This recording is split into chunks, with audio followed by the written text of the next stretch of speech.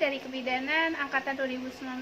Saya di sini akan menjelaskan tentang infeksi nosokomial. Apa sih namanya dengan infeksi nosokomial dan bagaimana cara pencegahannya?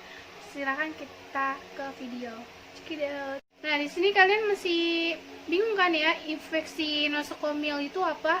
Nah, infeksi proses di mana orang sangat rentan dan terkena invasi agen patogen dan infeksius yang tumbuh berkembang dan menyebabkan sakit.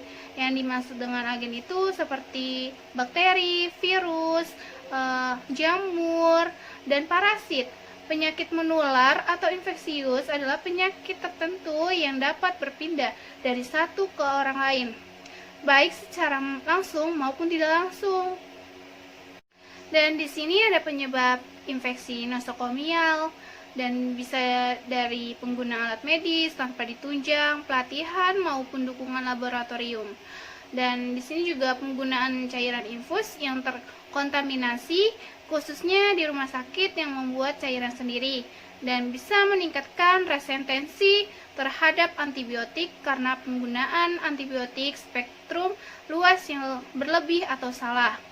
Dan berat penyakit yang diderita juga bisa ya, dan penderita lain yang juga sedang dalam proses perawatan, dan peralatan medis yang digunakan, dan tempat ruangan basel atau kamar di mana penderita dirawat. Nah, tempat-tempat dan kamar di mana penderita menjalani tindakan medis angkut seperti kamar operasi dan kamar bersalin. Nah, di sini ada cara penularan infeksi nosokomial, dan pertama bisa penularan secara kontak loh. Gimana sih? Contohnya itu kayak person to person. Pada penularan infeksi virus hepatitis A secara face oral dan kontak tidak langsung terjadi apabila penularan membutuhkan objek perantara, biasanya sih benda mati ya. Hal ini terjadi karena benda mati tersebut telah terkontaminasi oleh infeksi. Misalnya kontaminasi peralatan medis oleh mikroorganisme. Dan di sini ada penularan melalui udara atau inhalasi. Penularan ini terjadi bila mikroorganisme mempunyai ukuran yang sangat kecil sehingga dapat mengenai penjamu dalam jarak yang cukup jauh dan melalui saluran pernapasan. Misalnya mikroorganisme yang terdapat dalam sel-sel kulit yang terlepas dan tuberkulosis. Dan di sini juga bisa loh penularan perantara vektor. Apa sih itu ya? Perantara vektor itu terjadi secara eksternal maupun internal. Disebut penularan secara eksternal bila hanya menjadi pemindahan secara mekanis dari mikroorganisme yang menempel pada tubuh vektor, misalnya Shigella dan Salmonella oleh lalat. Dan di sini ada pencegahannya ya. Kayak misalkan kita pertama cuci tangan setelah melakukan tindakan. Misalkan kita terkena oleh cairan tubuh dari pasien, misalkan kayak darah, urin, atau feses. Setelah menyentuh pasien juga kita harus mencuci tangan. Terus setelah menyentuh barang-barang di sekitar pasien juga kita harus mencuci tangan agar menjaga kebersihan dan dari kuman-kuman. Terus kita jaga kebersihan lingkungan di rumah sakit juga.